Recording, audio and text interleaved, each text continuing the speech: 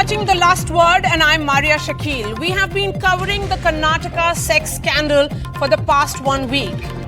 Each day, more details, shocking allegations are coming out in the public domain.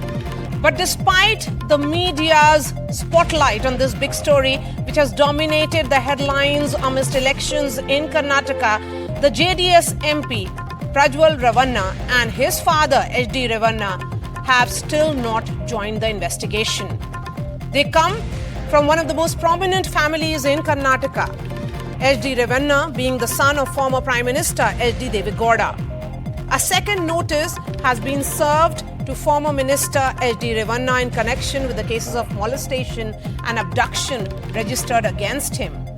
Amidst reports that the victims of MP Prajwal Ravanna who have been sexually abused are not coming forward to record their statements, now Karnataka Home Minister has assured that the government will protect them, so they should come forward and record their statements. So is the evidence now mounting against Ravanna and his father? First the story and then I bring in the guests.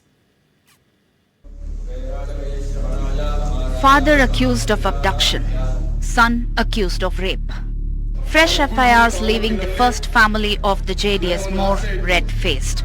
The party in the dock and its allies even more politically embarrassed.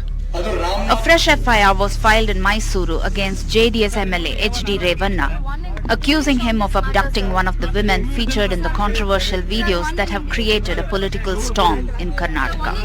The senior Ravanna's counsel was forced to move court for anticipatory bail. Instructions ಕೊಟ್ಟಿದ್ದೀನಿ ಆ ಹೆಣ್ಮಕ್ಳು ಎಲ್ಲಿ ಹೋಗಿದ್ರೆ ಪತ್ತೆ ಹಚ್ಚಿ secure ಮಾಡಿ ಅಂತ ಹೇಳಿದ್ರು. Special Public Prosecutor representing the SIT has filed a requisition to invoke rape charges against Prajwal Ravanna based on a second FIR registered against him. The woman has alleged that she was threatened, filmed and later blackmailed. If the victim gives the statement before the magistrate, so that process is on. It is still going on, and we are also requesting all the victims, we give you the protection.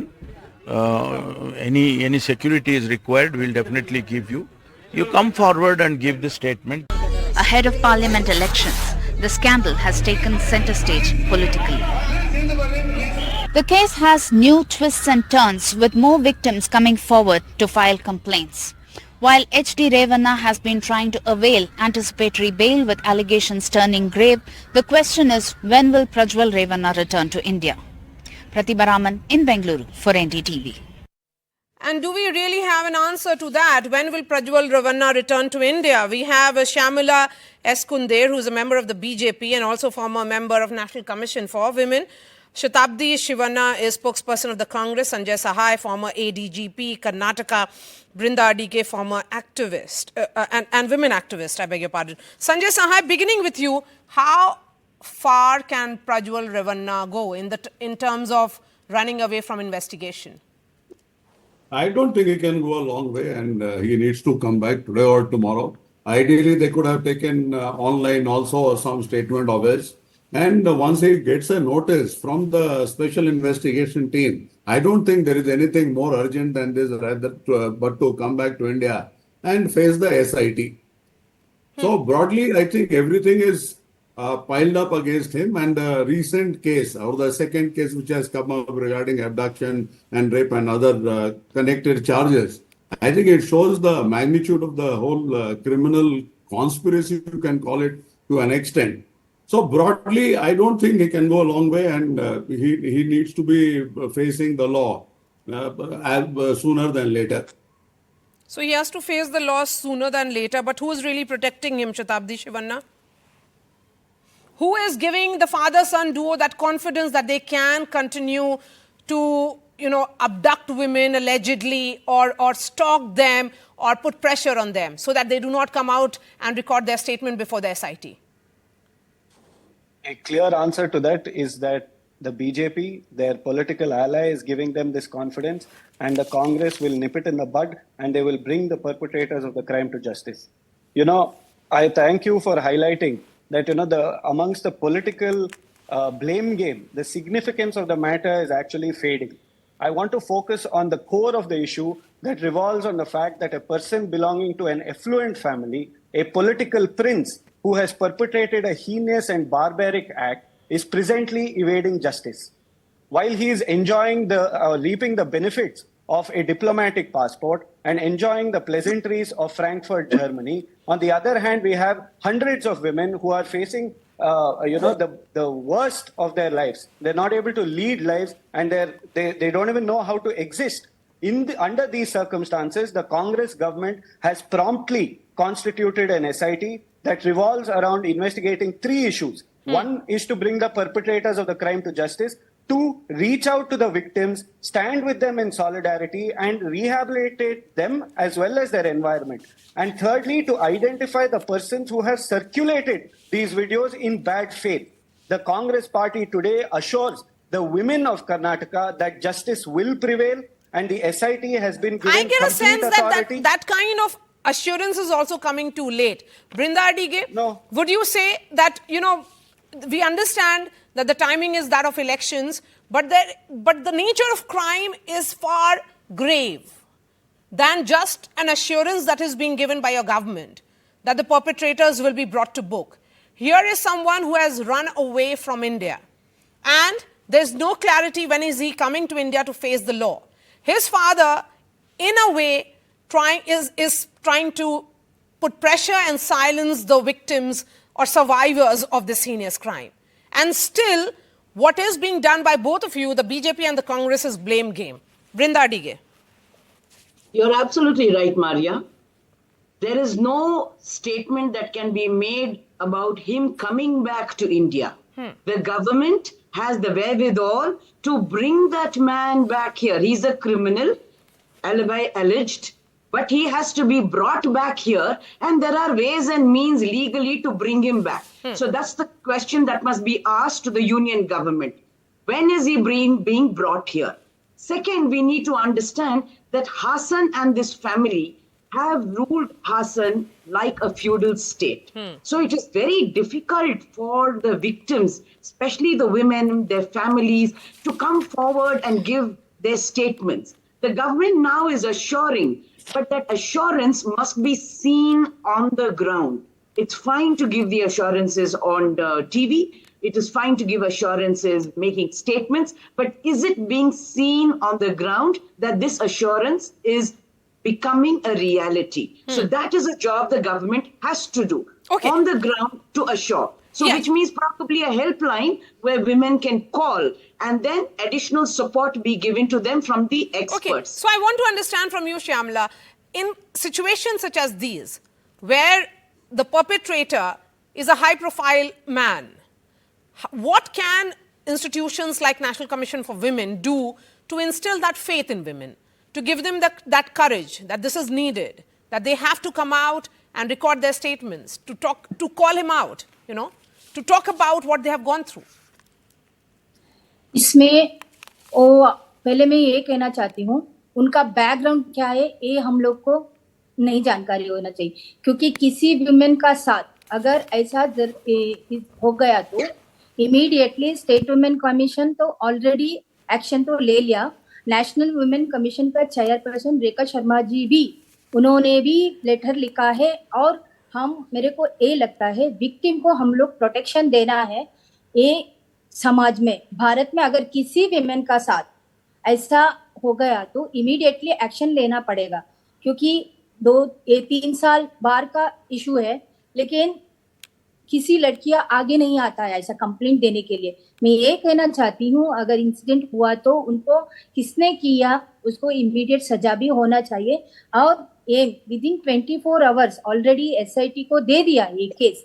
फिर भी मैं ये कहना चाहती हूँ within 24 hours उनको सजा होना चाहिए. इसलिए पूरा विमेन उनका साथ है, क्योंकि विक्टिम को प्रोटेक्शन देना जरूरी पड़ता है, क्योंकि समाज में उनको आगे भी जीना पड़ता है. अगर कोई अंडरस्टैंड फ्रॉम यू श्यामला, क्योंकि सवाल ये उठेगा कि एक तरफ तो विक्टिम प्रोटेक्शन की बात हो रही है, लेकिन यहाँ पर केस ऑफ अबडक्शन उनके फादर के अगेंस्ट में लॉन्च हुआ है, एफआईआर हुआ है. तो यहाँ पर तो क्लियर दिख रहा है कि हाई हैंडेडनेस जो पॉलिटिकल क्लास में है, और unfortunately we are using the word that they have been ruling. These are elected representatives of the people, but they have been ruling Hassan like their bastion, or almost like a feudal, like a fiefdom. So that is the biggest concern. Yes, go ahead, ma'am. Ruling का आदमी, अगर कोई भी आदमी ऐसा काम किया तो उसको सजा जरूर होना चाहिए, उसको सजा तो मिलना चाहिए. वो पॉलिटिकल बैकग्राउंड है, ये हम लोग नहीं देखते, क्योंकि विमेन का साथ ऐसा तो हुआ है, क्योंकि आगे कोई विमेन नहीं आता है आगे. ऐसा भारत में ऐसा बहुत सारे केसेस है, लेकिन आगे विमेन कंप्लेंट देने के लिए नहीं आते. उसको प्रोटेक्शन देगा तो हम लोग, उनको फैमिली को प्रोटेक्शन देगा तो हम लोग, एनसीडब्ल्यू का काम यही है, पूरा फैमिली को प्रोटेक्शन देना है. क्योंकि अगर गलत किसी व्यक्ति ने किया, उसका पॉलिटिकल बैकग्राउंड, उसका बैकग्राउंड, वो कितना बड़ा भी आदमी होना चाहिए, क्योंकि सजा तो मिलना ही चाहिए. हाँ, बिल्कुल. I agree with you completely. But Sanjay Sahai, you know, it's good to feel that they should be punished, and that punishment should happen sooner than later. But what is the legal process that will follow from now onwards?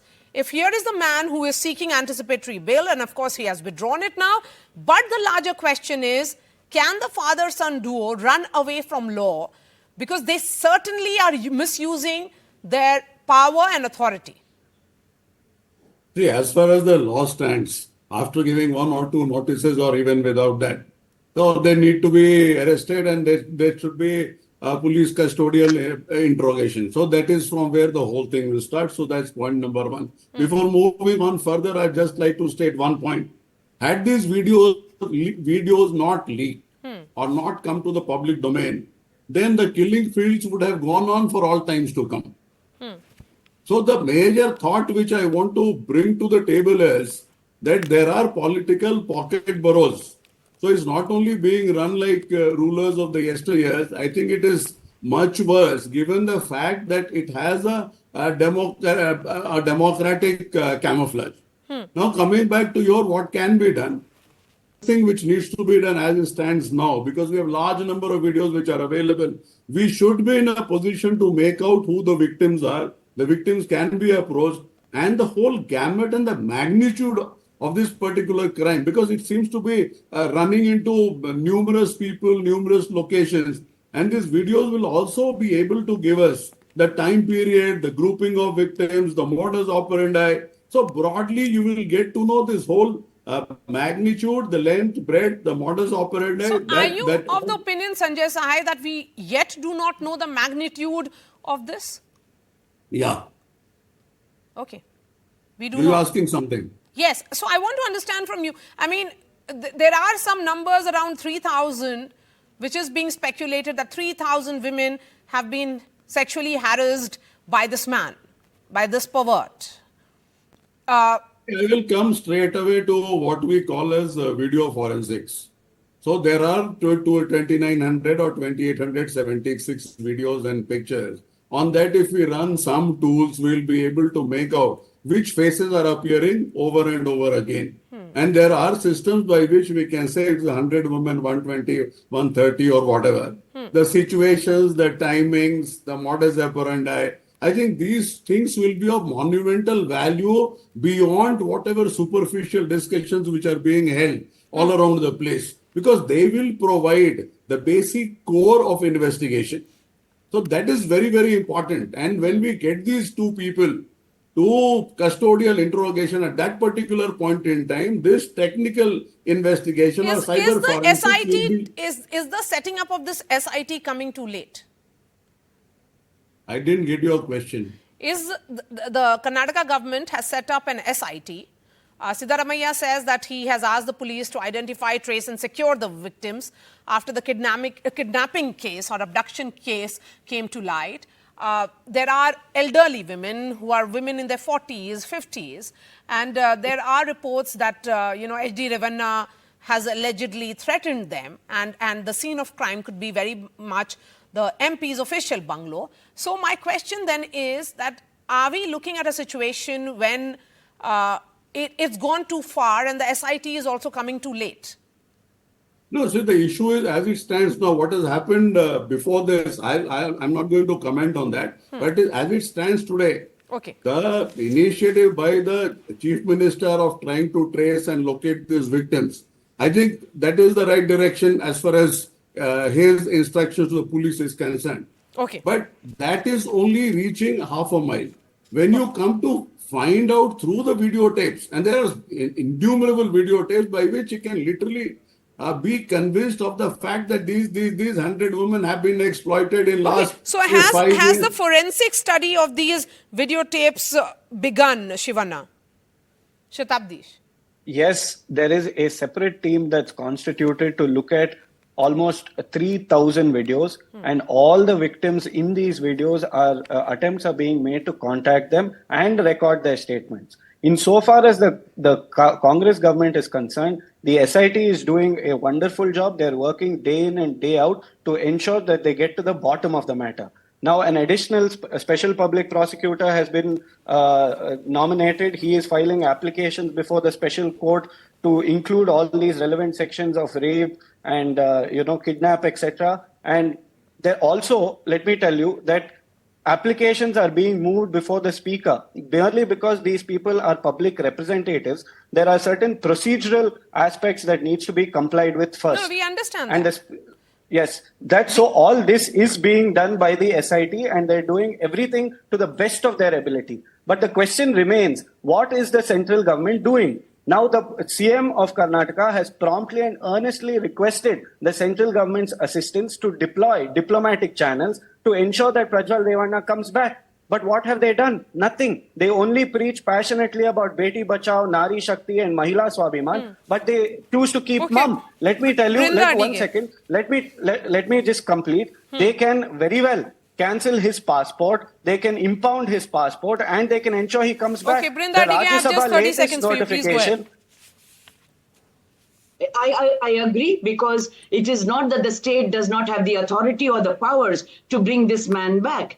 And if there is anything called justice that the elected representatives and the union government promises day in and day out, it is important that they bring this man back. Otherwise, what is the point of us filing cases and getting the statements in court? Because that protection and justice will come only when the perpetrators are brought to book. Now, the father also over here, and you need to understand, Maria, it is very, very difficult. The families are involved, their children are involved, their workplaces are involved, and this has been run like a feudal state, feudal unit for several decades. So there are ramifications, layers and layers, and it is not easy for the victims to come forward and make a statement if this man is still not caught and brought to book. Absolutely. He has to be in jail. Brinda, continue this fight because he has to be punished, and we have to ensure that punishment is, he faces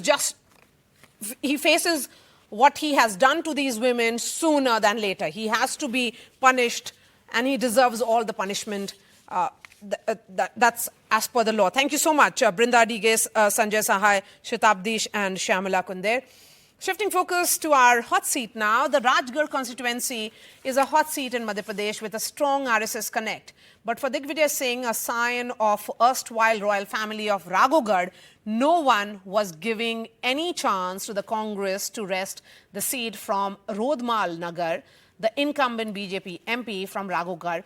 But now there is a new twist in Rajgarh as Digvijay is using the last election appeal for the Lok Sabha elections of 2024. The 77-year-old Congress veteran has already undertaken a Padyatra and has covered the length and breadth of his constituency.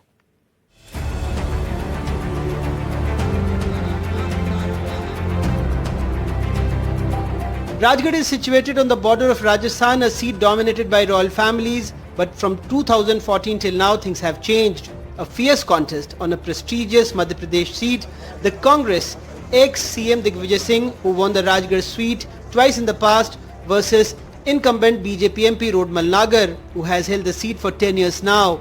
In his election meetings, Mr. Nagar talks less about local issues and more about Prime Minister Narendra Modi, the country's security and the Ram Temple. 64-year-old Nagar is OBC face of the party and belongs to the Kirar community. Rajgarh is set to witness a fierce contest between two-time Member of Parliament Rodmal Nagar and former Chief Minister of Madhya Pradesh Digvijay Singh, and both the candidates are campaigning in this heat, going to each and every village of the Lok Sabha constituency. क्षेत्र की जनता को किस आधार पर vote मांग रहे हैं? राम मंदिर तो बन गया, फिर भी ज्यादातर आपने राम मंदिर की बात की।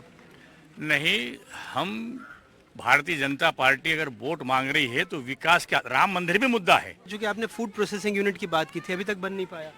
देखिए, फूड प्रोसेसिंग, हमारे यहाँ राष्ट्रीय राजमार्ग नहीं थे, हमारे यहाँ रेलवे नहीं था, हमारे यहाँ पानी नहीं था। रेलवे का काम पूरा कहाँ हुआ अभी? अरे भाई, काम चल रहा है ना। पलायन की बात आपने भी कही, लेकिन पलायन अभी भी रुका नहीं है। रोजगार के लिए क्या करेंगे आप इलाके के? देखिए, रोजगार की जहाँ तक बात है, रोजगार के लिए हम करेंगे। नरसिंहगढ़ के लोग केंद्रीय विद्यालय के बारे में पूछ रहे थे, तो उसको लेकर के कुछ बात हुई? देखिए, वो टेक्निकल उसका कारण था, प्रपोजल उसको लगा हुआ है, और नरसिंहगढ़ में हमारा कमिटमेंट है, नरसिंहगढ़ में केंद्रीय विद्यालय जो है खुल करके रहेगा, वो ऑन प्रोसेस है। तो दिग्विजय सिंह को चुनौती नहीं मानते आप? भारतीय जनता पार्टी के कार्यकर्ता के सामने कोई भी चुनौती नहीं है। आश्वस्त है अपनी जीत के? बिल्कुल पूरे आश्वस्त हैं, भारतीय जनता पार्टी जीतेगी। For the Congress, Rajgarh is a prestige battle. The constituency came into existence in 1952. So far, Congress had won 9 elections from here. Digvijay Singh is working to reignite his old connect in Rajgarh. He hails from the erstwhile royal family of Rajgarh's Raghogarh area. Digvijay is using the last election appeal for the Lok Sabha 2024 polls, telling voters it's his last contest. So Digvijay Singh is visiting 20 to 25 villages on a daily basis, patiently meeting with people and holding nukkad sabhas like this. जो हालत में मैं छोड़ गया था उसी हालत में है इलाका। हैंडपंप हमारे चल नहीं रहे, इतनी इनसेंसिटिव गवर्नमेंट है ये। यहाँ पर सूखा पड़ा हुआ है, हैंडपंप सूख गए, तो हमारे समय स्कैरसिटी डिक्लेयर हो जाती थी। 3 फसलें लेने लगे किसान, अब सांसद जी ने कहा कि हाँ, होशंगाबाद में लेते हैं। नहीं, कह रहे थे राजगढ़ में 3 फसलें लेने लगे। बता, देख लो आप, कहीं हो तो दिख जाए तो बता। पलायन अभी भी आप एक समस्या देखते हैं यहाँ से लोगों का? ऐसा है, पलायन कम हुआ है। 10 साल हो गए और केंद्रीय विद्यालय नहीं आया नरसिंहगढ़ में, तो क्या ये इतना मुश्किल काम है? वो कह रहे थे कुछ तकनीकी पेच फंसा हुआ है। 10 साल कोई तकनीकी पेच नहीं है, अर्जुन सिंह जी ने मंजूर कर दिया था, जमीन अलॉट हो गई है। लेकिन हमने बात की जब केंद्रीय विद्यालय प्रशासन से दिल्ली में, उन्होंने कहा साहब लोकल राजनीतिक प्रेशर है, ये अभी ना खोला जाए। बीजेपी को आपसे प्यार बहुत है। खिलचीपुर में जब गृह मंत्री जी आए थे तो खूब आप नाम लिया आपका, ऐसा क्यों? 17 बार लिया और मेरा जनाजा निकालने की तैयारी की। कोई कनेक्ट ज्यादा गहरा दिख रहा है या कुछ डिस्कनेक्ट लग रहा है कि मुद्दों पर, क्योंकि आप काफी दिनों तक बाहर रहे केंद्र? ऐसा था, मेरे समय के जो बुजुर्ग लोग थे उनके बच्चे नाती पोते सब मुझसे मिल रहे हैं, तो उनसे चर्चा हो रही है, संबंध जुड़ रहा है। पर ईवीएम के दौर में ही चुनाव लड़ना है, और तो आप कितने आश्वस्त लग रहे हैं अपनी जीत के बात प्रति? ये है, मैं तो कह रहा हूँ कि हमारा चुनाव भाजपा से भी है और ईवीएम से भी है, तो इतने वोट दो कि उसमें ईवीएम भी हारे और भाजपा भी हारे। राम मंदिर की बात कर रहे थे, फिर जब हमने सवाल पूछा तो उन्होंने कहा राम हमारे लिए चुनावी मुद्दा नहीं है। तो आपको लगता है कि इस पिच पर आने की जरूरत है जहाँ चुनाव में? इतनी इनसेंसिटिव गवर्नमेंट है ये। यहाँ पर सूखा पड़ा हुआ है, हैंडपंप सूख गए, तो हमारे समय स्कैरसिटी डिक्लेयर हो जाती थी, और स्कैरसिटी डिक्लेयर होने के बाद पंचायतों को फंड आ जाते थे, भाई टैंकर लगाओ और पानी बांटो। आज तक ये व्यवस्था नहीं करी इन्होंने। Both Mr. Rodmal and Digvijay visits multiple villages each day, but some are angry with both the parties. There is a huge water shortage in the area. There are no industries. Large-scale migration is a reality. पानी, और उसमें टंकी बन गई, अब उसमें motor नहीं तो पानी कहाँ से आओ साहब? रोजगार भी नहीं मिल रहे, सब बेरोजगारी घूम रहे हैं। घर नहीं है हमारा, सब कोटियां मल गई, पूरा देश कोटियां मल गई, हम कोटी नहीं मिली। कोई कोटी की लाभ नहीं, कोई शौचालय नहीं रही है। आरजी लगे सर, कोई नहीं सुनता है। बीजेपी की शासन देख ली, कांग्रेस की देख ली पहले, पर कोई नहीं सुन रहा है इस गांव के 25-30 डैम है जो सब सेक्रेटरी का आ गया, मतलब 2 नंबर से जॉब कार्ड बना के पूरे पैसे निकला दिए। 400 गैया है यहाँ, बिल्कुल पानी नहीं है और गौशाला भी नहीं है इस गांव में। कोई भी मतलब सरकार की कोई भी सुविधा नहीं यहाँ पर। In Rajgarh with camera person Rizwan Khan, Anurag Dwari for NDTV.